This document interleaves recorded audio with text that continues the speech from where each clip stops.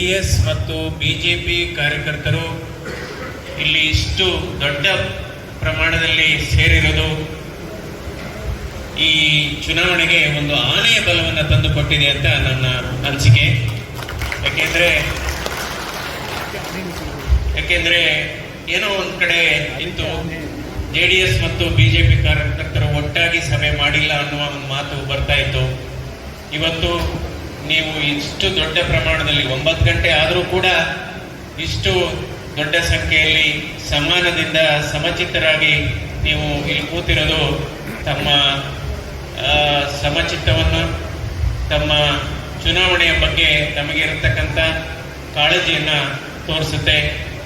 ಇವತ್ತು ಜೆಡಿಎಸ್ ಮತ್ತು ಬಿಜೆಪಿ ಕಾರ್ಯಕರ್ತರ ಇಬ್ಬರ ಹೃದಯ ಮೆಲ್ಲಿನವಾಗಿದೆ ಮತ್ತು ಪವಿತ್ರವಾಗಿದೆ ಅಂತಾನೆ ಹೇಳ್ತೀನಿ. ಇವತ್ತು ಇಬ್ಬರ ಹೃದಯ ಒಟ್ಟಾಗಿದೆ, ಇದು ಬಹಳ ಸಂತೋಷದ ವಿಚಾರ.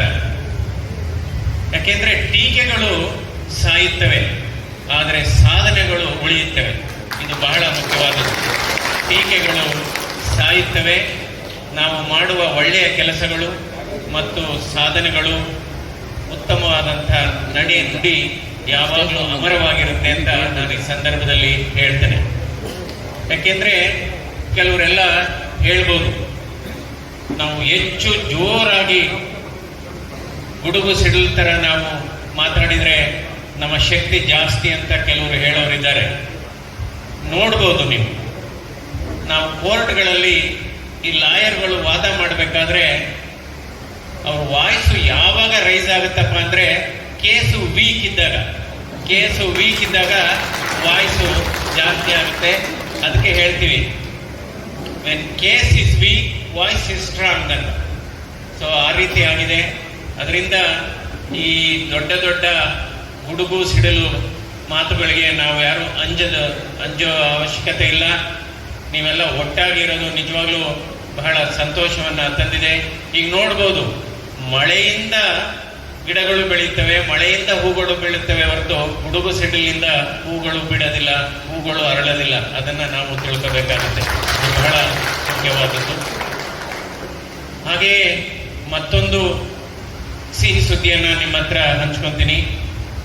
ನಿನ್ನೆ ಸನ್ಮಾನ್ಯ HD ಕುಮಾರಸ್ವಾಮಿ ಅವರಿಗೆ ಚೆನ್ನೈನಲ್ಲಿ ಒಂದು ಹೃದಯ ಕವಾಟದ ಚಿಕಿತ್ಸೆ ಆಗಿದೆ. ಅದು ಸಂಪೂರ್ಣ ಯಶಸ್ವಿಯಾಗಿದೆ.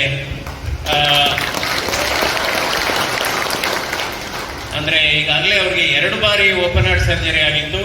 ಇವತ್ತು ನಿನ್ನೆ ಅಪೋಲೋ ಹಾಸ್ಪಿಟಲಲ್ಲಿ doctor Sai Satish, then doctor Gens from Hungary ಮತ್ತು ನಾವು ಎಲ್ಲ ಒಟ್ಟಾಗಿ ಸೇರಿ ಅವರಿಗೆ ಯಶಸ್ವಿ ಕವಾಟ ಬದಲಾವಣೆ, ಅಂದರೆ ಹೃದಯದಲ್ಲಿ ಇರತಕ್ಕಂಥ ಕವಾಟ ಬದಲಾವಣೆ ಯಶಸ್ವಿಯಾಗಿದೆ. ನಾಳೆ ಸಂಜೆ ಅವರು ಬೆಂಗಳೂರಿಗೆ ಬರ್ತಾರೆ. ಬುಧವಾರದಿಂದ ಸಕ್ರಿಯವಾಗಿ ಎಲ್ಲ ರಾಜಕೀಯ ಪ್ರಚಾರದಲ್ಲಿ ಅವರು ತೊಡಗಿಸ್ಕೋತಾರೆ. ಇದು ಒಳ್ಳೆಯ ಸಿಹಿ ಸುದ್ದಿ ಅಂತ ಹೇಳ್ತೇನೆ. ಯಾಕೆಂದ್ರೆ ಈ ಆಧುನಿಕ ತಂತ್ರಜ್ಞಾನ ಉಪಯೋಗಿಸಿ ಎದೆಯನ್ನು ಸೀಳದೆ ಈ ಸರಿ ಈ ಕವಾಟವನ್ನು ಜೋಡಿಸಲಾಗಿದೆ. ಯಾಕೆಂದ್ರೆ ಹಿಂದೆ ಆಗಿದ್ದು ಅವರಿಗೆ 2 ಕೂಡ ಓಪನ್ ಹಾರ್ಟ್ ಸರ್ಜರಿ. ಹಾಗಾಗಿ ಯಾರಿಗೂ ಆತಂಕ ಬೇಡ. ಅವರು ಎಂದಿನಂತೆ ಅವರು ಸುದೀರ್ಘವಾದಂತಹ ಚಟುವಟಿಕೆಗಳನ್ನು ಅವರು ಅಳವಡಿಸ್ಕೋಬಹುದು.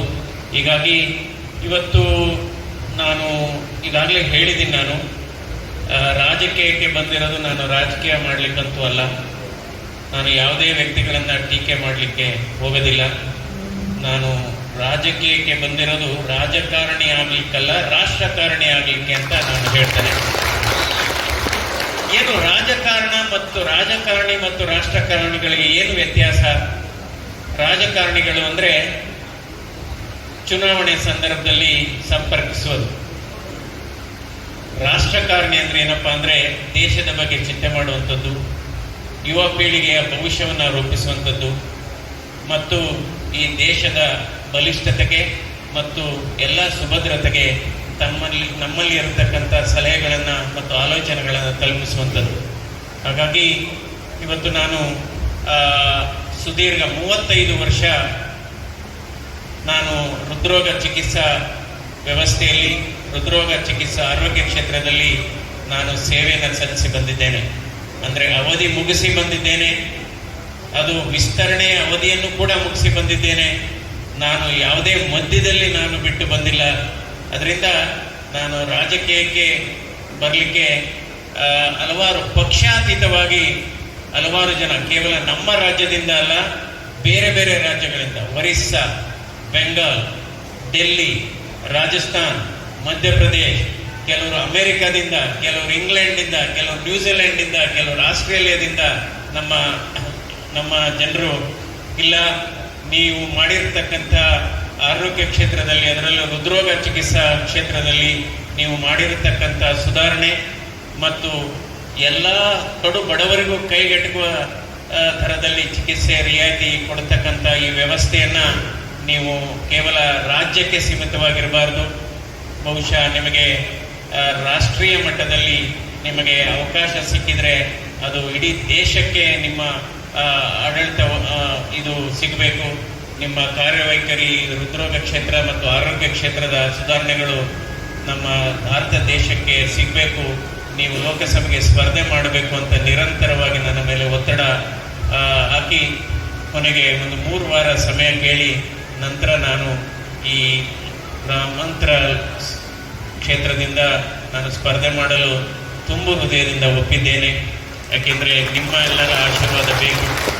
ಇವತ್ತು ಕುಣಿಗಲ್ನಲ್ಲಿ ಕೂಡ ಒಂದು ಬಹಳ ಅದ್ಧೂರಿ ಸಭೆ ಆಯಿತು, ರಾಜರಾಜೇಶ್ವರಿ ನಗರದಲ್ಲಾಯಿತು. ಸೊ ಪ್ರತಿದಿನ ನಾನು ಇಂಥ ಸಭೆಗಳನ್ನು, ಇಷ್ಟು ಉತ್ಸಾಹ, ಇಷ್ಟು ಉರುಪಿನ ನಮ್ಮ ಕಾರ್ಯಕರ್ತರನ್ನು ನೋಡಿದಾಗ ನನಗನ್ಸುತ್ತೆ ನನ್ನ ಗೆಲುವು 100% ಖಚಿತ ಅಂತ ಹೇಳಬೇಕಾಗುತ್ತೆ. ಯಾಕೆಂದರೆ ನನ್ನ ಘೋಷವಾಕ್ಯಗಳು ಕೂಡ ಹಾಗೆ ಇತ್ತು. ನಾನು ಆಸ್ಪತ್ರೆಯಲ್ಲಿ ಇದ್ದಂಥ ಸಮಯದಲ್ಲಿ 3 ಘೋಷವಾಕ್ಯಗಳನ್ನು ನಾನು ಪರಿಪಾಲನೆ ಮಾಡಿದೆ. ಮೊದಲನೇ ಘೋಷವಾಕ್ಯ ಚಿಕಿತ್ಸೆ ಮೊದಲು, ಹಣ ಪಾವತಿ ನಂತರ. ಎರಡನೇದು ಕಡತಕ್ಕಿಂತ ಜೀವ ಮುಖ್ಯ, ಮಾನವೀಯತೆಗೆ ಮೊದಲ ಆದ್ಯತೆ. ಈ ಪರಿಕಲ್ಪನೆ ಅಡಿಯಲ್ಲಿ ಕೆಲಸ ಮಾಡಿದ್ದೇನೆ. ಸುಮಾರು 75 ಲಕ್ಷ ಜನರಿಗೆ ನನ್ನ ಅವಧಿಯಲ್ಲಿ ಚಿಕಿತ್ಸೆ ಸಿಕ್ಕಿದೆ. ಅಂದರೆ ನೀವು ನೋಡ್ಬೋದು, 75 ಲಕ್ಷ ಜನರಿಗೆ ಚಿಕಿತ್ಸೆ ಕೊಡತಕ್ಕಂಥ ಸಂದರ್ಭದಲ್ಲಿ ಒಬ್ಬ ರೋಗಿಗೆ 3 ಜನ ಪೋಷಕರು, ಅಂದರೆ ಸುಮಾರು 2 ಕೋಟಿ ಜನರ ಸಂಪರ್ಕಕ್ಕೆ ನಾನು ಬಂದಿದ್ದೇನೆ. 2 ಕೋಟಿ ಜನರಿಗೆ. ಕೇವಲ ಬೆಂಗಳೂರು ಗ್ರಾಮಾಂತರ ಪ್ರದೇಶಕ್ಕೆ ಮಾತ್ರ ನನ್ನ ಹೆಸರು ಚಿರಪರಿಚಿತವಾಗಿಲ್ಲ, ಅದು ಪರಿಚಿತ ಆಗಿರೋದು ಇಡೀ ರಾಜ್ಯಕ್ಕೆ, ಇಡೀ ರಾಷ್ಟ್ರಕ್ಕೆ ಕೂಡ ಇದು ಚಿರಪರಿಚಿತನಾಗಿದ್ದೇನೆ. ಹೀಗಾಗಿ ಆಯಿತು, ನನ್ನ ಘೋಷವಾಕ್ಯ ಚಿಕಿತ್ಸೆ ಮೊದಲು, ಹಣ ಪಾವತಿ ನಂತರ. ಆದರೆ ನಾನು ನಿಮ್ಮ ಮುಂದೆ ಬಂದಿರೋದು ಮತ ಮೊದಲು, ಸೇವೆ ನಿರಂತರ. ಸೊ ಹೀಗಾಗಿ ಇವತ್ತು ನರೇಂದ್ರ ಮೋದಿಯವರ ಸರ್ಕಾರ ಮತ್ತು ಅವರ ಕಾರ್ಯವೈಖರಿಯನ್ನು ನೋಡಿದಂಥ ಸಂದರ್ಭದಲ್ಲಿ ಅವರು ಸಾಧಕರಿಗೆ, ಚಿಂತಕರಿಗೆ ಮತ್ತು ಹಲವಾರು ಕ್ಷೇತ್ರಗಳಲ್ಲಿ ಹೊಸದಾಗಿ ಸಲಹೆ ಕೊಡದವರನ್ನ ಪ್ರೋತ್ಸಾಹ ಮಾಡತಕ್ಕಂಥ ಮನೋಭಾವ ಇದೆ. ಹೀಗಾಗಿ ನಾನು ಇವತ್ತು ಈ ಕ್ಷೇತ್ರದಲ್ಲಿ ನಾನು ಸ್ಪರ್ಧೆ ಮಾಡ್ತಾ ಇದ್ದೇನೆ. ಬಹಳ ಮುಖ್ಯವಾದದ್ದು, ಮತಗಳು ಮಾರಾಟದ ವಸ್ತುಗಳಾಗಬಾರದು. ಮತಗಳು ಮಾರಾಟದ ವಸ್ತುಗಳಾಗಬಾರದು. ಮತಗಳೇನಾದರೂ ಮಾರಾಟದ ವಸ್ತುಗಳಾದರೆ ಈ ಪ್ರಜಾತಂತ್ರ ವ್ಯವಸ್ಥೆ ಒಂದು ಅದಕ್ಕೇನೆ ಕಗ್ಗೊಲೆ ಮಾಡಿದಾಗುತ್ತೆ. ಅದರಿಂದ ಯಾವಾಗಲೂ ಅಷ್ಟೇ, ಇವಾಗ ಏನೇನೋ ಆಗ್ತಾ ಇದೆ, ನಾವು ಕೇಳ್ತಾ ಇದ್ದೀವಿ ಸುದ್ದಿ, ಅದು ಮಾಡ್ತಾ ಇದ್ದಾರೆ, ಇದು ಮಾಡ್ತಾ ಇದ್ದಾರೆ ಅಂತ. ಆದರೆ ಅವರು ನಮಗೋಸ್ಕರ ಒಳ್ಳೆಯ ಕೆಲಸವನ್ನ ಮಾಡ್ತಾ ಇದ್ದಾರೆ ಅಂತ ನಾನು ಅನ್ಕೊತೀನಿ. ಯಾಕೆಂದರೆ ನಮಗೋಸ್ಕರ ಒಳ್ಳೆಯ ಕೆಲಸವನ್ನ ಯಾಕೆ ಮಾಡ್ತಾ ಇದ್ದಾರೆ ಅಂದರೆ, ಚುನಾವಣೆ 26ಕ್ಕೆ ಬರ್ತಾ ಇದೆ ಅಂತ ನಿಮಗೆಲ್ಲ ಒಂದು ಎಚ್ಚರಿಕೆ ಕೊಡ್ತಾ ಇದ್ದಾರೆ. ಅಂದರೆ ನೀವು 26 ನೀವು BJP ಅಭ್ಯರ್ಥಿಯಾದ ಡಾಕ್ಟರ್ CN ಮಂಜುನಾಥ್ ಅವರಿಗೆ ಮತ ಹಾಕಿ ಅನ್ನುವ ಸಂದೇಶವನ್ನು ಕೊಡ್ತಾ ಇದ್ದಾರೆ. ಅದು ಈಗಾಗಲೇ ಇವತ್ತು ನೋಡ್ಬೋದು ನಮ್ಮ ದೇಶದ ಆರೋಗ್ಯ ವ್ಯವಸ್ಥೆ ಯಾವ ರೀತಿ ಸಾಗಿದೆ. 2019-20ರಲ್ಲಿ ಮಹಾಮಾರಿ ಕೋವಿಡ್ ಲಕ್ಷಾಂತರ ಜನರ ಜೀವವನ್ನು ತೆಗೆದುಕೊಂಡು ಹೋಯಿತು. ಕೋಟ್ಯಾಂತರ ಜನರಿಗೆ ಸೋಂಕು ತಗುಲಿತು. ಈ ಸಂದರ್ಭದಲ್ಲಿ ನರೇಂದ್ರ ಮೋದಿಯವರ ಸರ್ಕಾರ 200 ಕೋಟಿ ಲಸಿಕೆಗಳನ್ನು ಉಚಿತವಾಗಿ ಕೊಡುವ ಮೂಲಕ ನಮ್ಮ ಹಲವಾರು ಕೋಟ್ಯಾಂತರ ಭಾರತೀಯರನ್ನ ರಕ್ಷಣೆ ಮಾಡ್ತು, ಅವರ ಜೀವವನ್ನು ರಕ್ಷಣೆ ಮಾಡ್ತು. ಅದೇನಾದರೂ ಆ 200 ಕೋಟಿ ಲಸಿಕೆಗಳನ್ನು ಕೊಡದೇ ಇದ್ರೆ ಗೊತ್ತಿಲ್ಲ ಈ ಮೇಲ್ಗಡೆ ಎಷ್ಟು ಜನ ಇರ್ತಿದ್ರೋ ಗೊತ್ತಿಲ್ಲ, ಅಥವಾ ಕೆಳಗಡೆ ಎಷ್ಟು ಜನ ಇರ್ತಿದ್ರೋ ಗೊತ್ತಿಲ್ಲ. ಸೊ ಅದರಿಂದ ಸೇವೆ ಮಾಡತಕ್ಕಂಥ ರಾಜಕೀಯ ಕೂಡ ಇವತ್ತು ನನ್ನ ಕ್ಷೇತ್ರ ಕೂಡ ಸೇವಾ ಕ್ಷೇತ್ರ, ರಾಜಕೀಯ ಕೂಡ ಸೇವಾ ಕ್ಷೇತ್ರ ಮಾಡಬಹುದು. ಆಯಿತು, ಇತ್ತೀಚಿನ ದಿನಗಳಲ್ಲಿ ರಾಜಕೀಯ ಕ್ಷೇತ್ರದ ಗುಣಮಟ್ಟ ಸ್ವಲ್ಪ ಕಡಿಮೆ ಆಗ್ತಾ ಇರ್ಬೋದು. ರಾಜಕೀಯ ಯಾವಾಗಲೂ ಉದ್ದಿಮೆ ಆಗಬಾರ್ದು, ಅದು ಒಂದು ಸೇವಾ ಮನೋಭಾವದ ಕ್ಷೇತ್ರ ಆಗಬೇಕಾಗುತ್ತೆ. ನಾವು ಮುಂದಿನ 36 ದಿನ ಕೆಲಸ ಮಾಡತಕ್ಕಂಥ ಸಂದರ್ಭದಲ್ಲಿ 4 ಪ್ರಾಣಿಗಳನ್ನು ನಾವು ಜ್ಞಾಪಕದಲ್ಲಿ ಇಟ್ಕೋಬೇಕು. ಈ 4 ಪ್ರಾಣಿಗಳು ಯಾವ್ಯಾವುದಪ್ಪ ಅಂದರೆ, ಒಂದು ಕೋಳಿ, ಯಾಕೆಂದರೆ ಕೋಳಿ ಜಾಸ್ತಿ ನಿದ್ರೆ ಮಾಡೋದಿಲ್ಲ. 2ನೇದು ಬೆಕ್ಕಿಗೆ ಬಹಳ ಬುದ್ಧಿ ಇರುತ್ತೆ. 3ನೇದು ನಾಯಿಗೆ ನಿಯತ್ತು ಜಾಸ್ತಿ ಅಂತ ಹೇಳ್ತೇವೆ. ಕೊನೆಯದು ಕತ್ತೆಯನ್ನು ಕೂಡ ನಾವು ನೆನೆಸ್ಕೋಬೇಕಾಗುತ್ತೆ, ಯಾಕೆಂದರೆ ಪರಿಶ್ರಮ ಕತ್ತೆಗೆ ಗೊತ್ತಿರುತ್ತೆ. ಸೊ ಈ ರೀತಿ ನಾವು ಜಾಗೃತರಾಗಿರಬೇಕು. ಯಾಕೆಂದರೆ ಈಗ ಈ ಚುನಾವಣೆಯಲ್ಲಿ ಬೇರೆ ಬೇರೆ ವಿವಾದವಾದಂಥ ಏನೇನೋ ಆಗುವ ಸಂಭವ ಹೆಚ್ಚಿಗೆ ಕಾಣ್ತಾ ಇದೆ, ನಾವು ನೋಡ್ತಾ ಇದ್ದೀವಿ. ನಾವು ಜಾಗೃತರಾಗಬೇಕು. ಸೊ ಈ ಚುನಾವಣೆಯಲ್ಲಿ ತಾವೆಲ್ಲರೂ ನನ್ನನ್ನು BJP ಅಭ್ಯರ್ಥಿಯಾಗಿ ಆರಿಸುವ ಮೂಲಕ ಮೋದಿಯವರ ಕನಸೇನಿದೆ 400 ಲೋಕಸಭಾ ಸದಸ್ಯರನ್ನು ನನಗೆ ಕೊಡಬೇಕು ಅಂತ ಹೇಳಿದ್ದಾರೆ. ಸೊ ಹೀಗಾಗಿ ಇವತ್ತು JDS ಮತ್ತು BJP ಕಾರ್ಯಕರ್ತರು ಅಣ್ಣ ತಮ್ಮಂದಿರ ರೀತಿ ಕೆಲಸ ಮಾಡ್ತಾ ಇರೋದು ಬಹಳ ಸಂತೋಷ ತಂದಿದೆ. ಇವತ್ತು ಈ ಸಂಬಂಧ ಅನ್ನೋದು ಬಹಳ ಮುಖ್ಯ. ಯಾಕೆಂದರೆ ನಾವು ನೋಡ್ತೇವೆ ಇತ್ತೀಚೆಗೆ ಸಂಬಂಧಗಳು ಸಂಪತ್ತು ಮೂಲಕ ಆಗುತ್ತೆ, ಸಂಬಂಧಗಳು ಸಂಪತ್ತು ಆಗುತ್ತೆ. ಆದರೆ ನಾನು ಹೇಳೋದೇನಪ್ಪ ಅಂದರೆ, ಸಂಬಂಧಗಳೇ ಸಂಪತ್ತಾಗಬೇಕೆ ಹೊರತು ಸಂಪತ್ತು ಸಂಬಂಧ ಆಗಬಾರ್ದು. ಇದು ಬಹಳ ಮುಖ್ಯವಾದದ್ದು. ಯಾಕೆಂದರೆ ನಮ್ಮ ಸಂಬಂಧಗಳು ಸಂಪತ್ತು ಆಗಬೇಕೆ ಹೊರತು ಸಂಪತ್ತುಗಳು ಸಂಬಂಧಗಳಾಗಬಾರ್ದು. ಹೀಗಾಗಿ ಮೂರು ವಿಚಾರ ಬಹಳ ಮುಖ್ಯ. ಒಂದನ್ನು ಗೆಲ್ಲಬೇಕಾಗುತ್ತೆ, ಒಂದನ್ನು ಸೋಲ್ಬೇಕಾಗುತ್ತೆ, ಒಂದನ್ನು ಹಂಚಬೇಕಾಗುತ್ತೆ. ಯಾವುದನ್ನು ಗೆಲ್ಲಬೇಕು? ನಾವು ಜನರ ಹೃದಯಗಳನ್ನು ಗೆಲ್ಲಬೇಕು. ಇದು ಬಹಳ ಮುಖ್ಯವಾದದ್ದು. ಯಾವುದನ್ನು ನಾವು ಕಳ್ಕೋಬೇಕು? ನಾವು ಕಳ್ಕೋಬೇಕಾಗಿರೋದು ಮತ್ಸರ ಮತ್ತು ದ್ವೇಷವನ್ನು ಕಳ್ಕೋಬೇಕು. ಯಾವುದನ್ನು ಹಂಚಬೇಕು ಅಂದರೆ ಪ್ರೀತಿಯನ್ನು ಹಂಚಬೇಕು, ಸಂತೋಷವನ್ನು ಹಂಚಬೇಕು. ಸೊ ಹೀಗಾಗಿ ಇವತ್ತು ಈ ಚುನಾವಣೆ ನಿಜವಾಗ್ಲೂ ಒಂದು ಆ್ಯಸಿಡ್ ಟೆಸ್ಟ್ ಅಂತಲೇ ಹೇಳ್ತೇವೆ. ಯಾಕೆಂದರೆ ಇದು ಬಹಳ ಹೋರಾಟದ ಸಮಯ. ತಾವೆಲ್ಲರೂ ಕೂಡ ನಮ್ಮನ್ನು ಆಶೀರ್ವಾದ ಮಾಡಿ ಲೋಕಸಭೆಗೆ ಕಳಿಸ್ಕೊಡ್ಬೇಕು. ನಾನು ಯಾವಾಗಲೂ ಅಷ್ಟೇ, ಈ ಸಂಬಂಧ ಕೇವಲ ಚುನಾವಣೆ ಇರುವ ತನಕ ಮುಗಿಯೋದಿಲ್ಲ. ಈ ಸಂಬಂಧ ನಿಮ್ಮ ಅವಿನಾಭಾವ ಸಂಬಂಧ ಚುನಾವಣೆಯ ನಂತರವೂ ಕೂಡ ಇರುತ್ತೆ ಅಂತ ನಾನು ಹೇಳ್ತೇನೆ. ಯಾಕೆಂದರೆ ಸಂಬಂಧಗಳು ಬಹಳ ಮುಖ್ಯ. ಯಾಕೆಂದರೆ ಹೀಗಾಗಿ ಇವತ್ತು ನನಗನ್ಸುತ್ತೆ ನಾವು ಯಾರ ಜೊತೆ ಒಡನಾಟ ಇಟ್ಕೊಳ್ತೀವಿ ಆ ರೀತಿ ನಮ್ಮ ಭವಿಷ್ಯ ರೂಪಿಸುತ್ತೆ. ನಾನು ಇವತ್ತು ನೋಡೋದಾದ್ರೆ ನೋಡ್ಬೋದು, ನೀವು ಶಿಕ್ಷಕರ ಜೊತೆ ಸಂಬಂಧವನ್ನು ಇಟ್ಕೊಂಡ್ರೆ ವಿದ್ಯಾರ್ಥಿ ಆಗಬೇಕು ಅನ್ಸುತ್ತೆ. ಅದೇ ನೀವು ಈ ಕುಡುಕರ ಜೊತೆ ಸಂಬಂಧ ಇಟ್ಕೊಂಡ್ರೆ ಪ್ರಪಂಚ ಬಹಳ ಸುಲಭ ಅನ್ಸುತ್ತೆ. ಪ್ರಪಂಚ ಬಹಳ ಸುಲಭ. ಬೆಳಗ್ಗೆ ಎಲ್ಲ ಪ್ರಪಂಚದ ಎಲ್ಲ ವಿಚಾರಗಳನ್ನು ಮಾತಾಡ್ತಾರೆ, ಕೊನೆಗೆ ಸಂಜೆ ಹೊತ್ತಿಗೆ ಏನೋ ಒಂದು 50 ರೂಪಾಯಿ ಎಲ್ಲಾರು ಸಿಗುತ್ತಾ ಅಂತ. ನಂತರ ನಾವು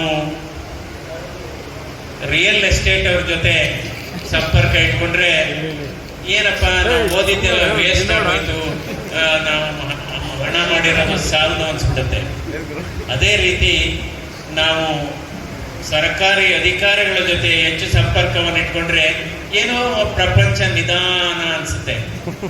ಅದೇ ಈ LIC ಏಜೆಂಟ್ಗಳ ಜೊತೆ ಸಂಬಂಧ ಇಟ್ಕೊಂಡ್ರೆ ಏನೋ ಬೇಗ ಹೋಗ್ಬಿಡ್ಬೇಕೇನೋ ಅನ್ಸುತ್ತೆ.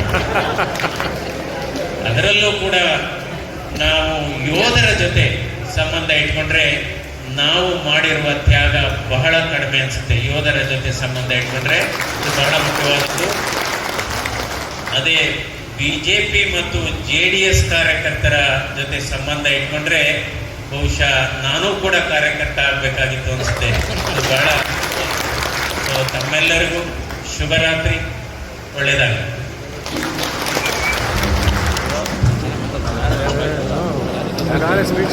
ತಮ್ಮ ನುಡಿಮುತ್ತುಗಳನ್ನ ನುಡಿದರೆ ಮುತ್ತಿನಾರದಂತಿರಬೇಕು, ನುಡಿದರೆ ಮಾಣಿಕ್ಯದ ದೀಪ್ತಿಯಂತಿರಬೇಕು, ನುಡಿದರೆ ಸ್ಫಟಿಕದ ಸಲಾಕಿಯಂತಿರಬೇಕು ಎಂಬ ಮಾತಿನ ಆ ರೀತಿಯಲ್ಲಿ ಅವರ ವಾಕ್ಯಗಳನ್ನ ಹೇಳಿದಂತ. ಒಂದು ನಿಮಿಷ ರಾಷ್ಟ್ರಗೀತೆಯನ್ನ ಮುಗಿದ ನಂತರ ತಾವೆಲ್ಲ ತೆರಳಬೇಕು.